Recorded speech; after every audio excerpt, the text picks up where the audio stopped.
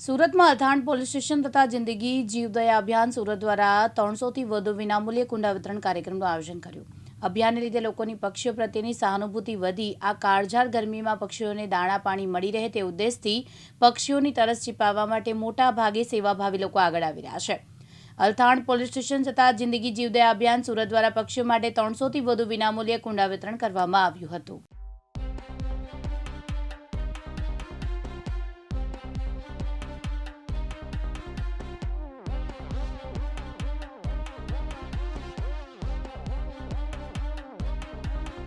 हाल उनाळानी season चाली रही है। तमे जोई रह्या छो कि गरमीनुं प्रमाण खूब वधी गयुं छे।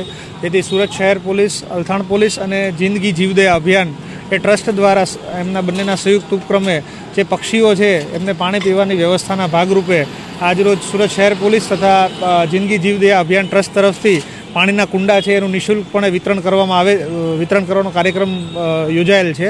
અને અમે આપના માધ્યમથી તમામ મિત્રોને અપીલ કરીએ છીએ કે ભાઈ ઉનાળામાં જે પશુ પક્ષીઓને પાણીની વ્યવસ્થા જે છે એ કુંડાઓ જે આ રીતે આપ મેળવીને આપના ઘરની બહાર અવશ્ય લગાવો, જેથી પશુ પક્ષીઓને આપણે જીવન અમૂલ્ય બચાવી શકીએ। સાબિર સૈયદ, દિવ્યાંગ ન્યૂઝ, સુરત।